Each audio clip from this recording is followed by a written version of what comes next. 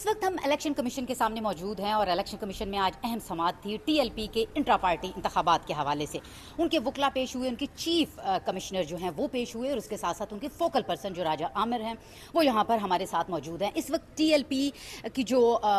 हालात हैं और उनके जो मरकजी अमीर हैं वो मंजर से गायब हैं, वो कहाँ हैं और इंट्रा पार्टी इंतखाबात इनके एक्सेप्ट क्यों नहीं हो रहे। आज इनके वकालतनामों पर भी जो है वो चीफ इलेक्शन कमीशन की जानिब से सवालात उठाए गए। तमाम अहवाल समाअत का और क्या कुछ हो रहा है इनसे बात करेंगे। सबसे पहले हम इनके वकील से बात करेंगे। सर, अपना तारुफ करवा दीजिएगा और थोड़ा बताइएगा कि आज केस में क्या हुआ, आपकी जो वकालतनामे हैं उनको क्यों नहीं एक्सेप्ट किया, आपके दलाइल को क्यों नहीं एक्सेप्ट किया गया।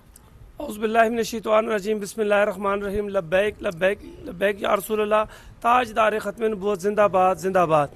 मैं आपका पहले शुक्रिया अदा करता हूँ कि आपने इतनी सख्ती के बावजूद आज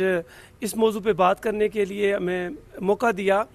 तो इस तरह हुआ था कि इंट्रा पार्टी इलेक्शन 28 दिसंबर 2025 को ड्यू थे, लेकिन 8 अक्टूबर 2025 के बाद क्योंकि हमारे मरकज़ मस्जिद रहमतुल्लिल आलमीन और जो मरकज़ी दफ्तर था वहाँ पे जो क्रैक डाउन होने की वजह से और जो सील किया गया था, इसके बाद 28 दिसंबर को वो इलेक्शन नहीं हो सके थे क्योंकि इलेक्शन अथॉरिटी के जो चेयरमैन थे वो भी गिरफ्तार हो चुके थे और अमीर आफसाद हुसैन रिजवी साहब और जो बाकी शुरा के अरकान कुछ जिनकी को बाजियाब अभी तक नहीं हो सके थे, इस वजह से इलेक्शन नहीं हो रहे थे। फिर उसके बाद जब हमारे चेयरमैन इलेक्शन बोर्ड इन्होंने जो अमीर की इजाज़त थी जब 3 अक्टूबर को लेने के लिए एक दिन अप्लाई किया दिया था, जो कि अमीर मोहतरम ने इनको 5 अक्टूबर को इजाज़त भी दे दी थी। जब ये रिहा के वापस आए तो जब इन्होंने दरख्वास्त एक दिलवाई थी राजा आमिर शहजाद साहब के ज़रिए कि फौरी तौर पर आप क्या करें, टाइम एक्सटेंशन के लिए अप्लाई कर दें। इलेक्शन कमीशन ऑफ पाकिस्तान के ये वाले हालात हैं कि क्रैक डाउन हो रहा है। तो फिर जब इन्होंने अप्लाई किया तो लास्ट डेट थी 17/6/2026, तो उस पर इनकी जो इस बात पे किया गया था आर्डर कि राजा आमिर शहजाद साहब के फोकल पर्सन की हैसियत क्या है जब 28/12/2025 को टेन्योर ख़त्म हो जाता है। फिर आज हम पेश हुए थे, हमारी लास्ट समाअत के बाद इन्होंने 22/6 को एक शो का नोटिस जारी किया था कि क्रेन का सिंबल आपसे क्यों ना ले लिया जाए। तो उसके हवाले से इंट्रा पार्टी इलेक्शन होना ज़रूरी थे। तो हमने फौरी तौर पर जो चेयरमैन इलेक्शन बोर्ड थे उन्होंने अपनी कमेटी का इजलास बुलाकर इंट्रा पार्टी इलेक्शन पार्टी में करवाए और जो 30/6/2026 को मरकज़ी मजलिस आमला का इंतखाब करवाया और उसके बाद सूबाई मजालिस आमला का भी उन्होंने मुख्तलिफ तारीख़ों पर इजलास करवा के 6 तारीख को हमने यहाँ पे रिज़ल्ट सारे सबमिट करवा दिए थे, जो कि आज कमीशन के रूबरू भी पेश थे कि इंट्रा पार्टी इलेक्शन में हमने दोबारा हाफिज़ हुसैन रिजवी साहब को अमीर मुंतखब किया है और बाकी भी शुरा के अरकान का। अच्छा सर, चीफ साहब ये कह रहे थे कि आपने इलेक्शन कमीशन को आगाह करना था 15 रोज पहले, आपकी तरफ से आगाह नहीं किया गया, तो आपके ये वाले जो इंट्रा पार्टी इलेक्शन है ये भी रिजेक्ट ही समझे जाएंगे। अगर ये पॉइंट आया है कि 15 दिन पहले मैं लेकिन जो सूरत हाल थी अगर हम इसके 15 दिन के मजीद करते तो फिर शो काज का जो नोटिस था फिर वो हो जाता, फिर भी हमारा इलेक्शन सिंबल। इसीलिए फौरी तौर पर अगर किसी भी किस्म का कोई इंटरेस्ट ऑफ जस्टिस की बात है, सेक्शन 4 के तहत फॉर कंप्लीट जस्टिस की बात है, अगर हमें ये कहेंगे तो दोबारा भी इलेक्शन करवाए जाने पर किसी किस्म का कोई भी नहीं होगा। लेकिन क्योंकि इंट्रा पार्टी जो इलेक्शन है हमारे आइन के मुताबिक हमने दुरुस्त करवाए हैं। हमारे क्योंकि जो कानून है इलेक्शन एक्ट का उसमें किसी जगह पे भी हमारे दस्तूर में ये नहीं लिखा हुआ कि 15 दिन पहले हमने को मतला करना था। और अच्छा सर, आप चीफ इलेक्शन कमीशन से ये कहते नजर आए कि हमें सांस लेने दिया जाए और आपको जिस तरह से पॉलिटिकली माहौल आप देख रहे हैं, हम नामूस रसालत की बात करते हैं,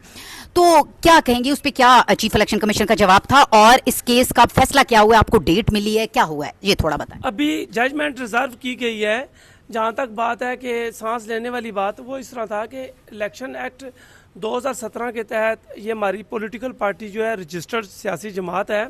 इस पे जो दहशतगर्दी के तहत इसको बैन किया गया है, इसके हवाले से हमने रिव्यू पटिशन 17 नवंबर 2025 को 24 अक्टूबर 2025 के जो फैसला था जिसमें इनको बैन किया गया था, चैलेंज कर दिया था। आज 17 नवंबर से लेकर अभी तक हमारी रिव्यू पिटिशन का भी फैसला नहीं किया गया कि ताकि हम उसको चैलेंज करते हैं। फिर जो मरकज़ है मस्जिद रहमतुल्लिल आलमीन और जो मरकज़ी दफ्तर है वो सील कर दिए गए हैं, तमाम बाकी जगह पे भी दफातर सील हैं। तो जिसकी वजह से मैं सांस लेने की बात ये कर रहा हूँ कि एक सियासी जमात है जो कि पाकिस्तान के अवाम की 29 लाख वोटें जिसको लास्ट इलेक्शन में मिली हैं, कम से कम जो हमारे रिजल्ट्स हमें जो इलेक्शन कमीशन ऑफ पाकिस्तान से मसूल हैं उसके मुताबिक 29 लाख वोट्स मिली हैं। तो